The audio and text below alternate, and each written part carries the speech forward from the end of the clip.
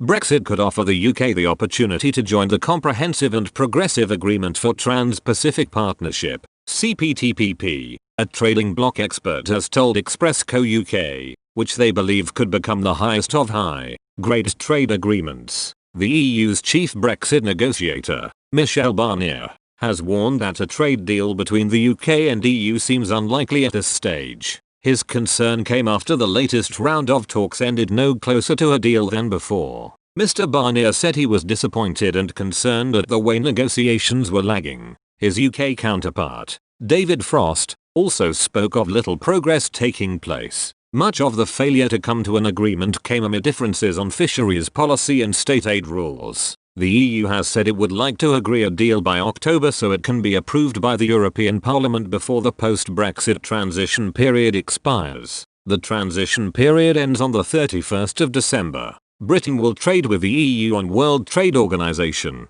(WTO) rules should a deal not be secured by then. This means most UK goods will be subject to tariffs until a free trade deal was ready to be brought in. Securing a deal is one of a handful of pressing issues Prime Minister Boris Johnson's cabinet is currently working on. Yet his government is also looking further afield to secure trade deals with countries it previously couldn't as a result of being in the Eurozone. One trading bloc it could join, Sean King, Senior Vice President of Park Strategies in New York and an affiliated scholar at University of Notre Dame's Liu Institute, said was the CPTPP. Should the UK join, he claimed that the US, which dropped out in 2017, might be inclined to reconsider its membership, thus potentially creating the highest of high-grade trade agreements. He explained, if the UK and US joined, the trading bloc would become one of the world's biggest economic players. Before the US left, we comprised 40% of world GDP.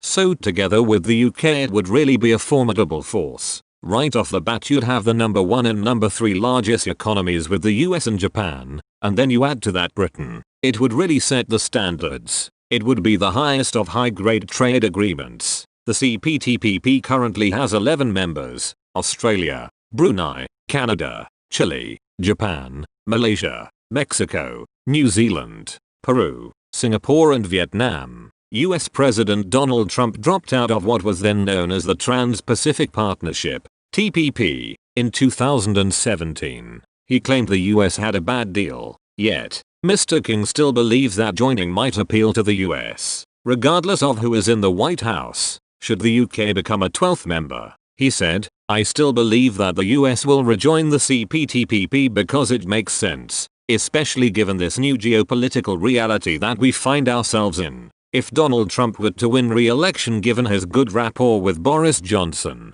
perhaps the UK joining CPTPP might be enough for Trump to reconsider his exit. If he can get some key plans renegotiated, his China trade deal doesn't go through, and he too could say, listen, I don't love multilateral deals but we're in a new world. We've got to be creative post-COVID. China's the real problem here. My good friend Boris says it's okay. I'm gonna do it for the US. It would also add the benefit of placing a trade wall between China and the members of the CPTPP, Mr. King argued. On the issue of Joe Biden, the Democrat nomination for the presidency, Mr. King said, I think Biden would be open to bringing Washington closer to TPP. He won't admit it now but I think he would. The CPTPP or TPP wasn't created specifically to curb China's economic prowess. It has, however, soon become a bubble in which many member states can confidently trade without having to make moral compromises. China also has its own trading bloc,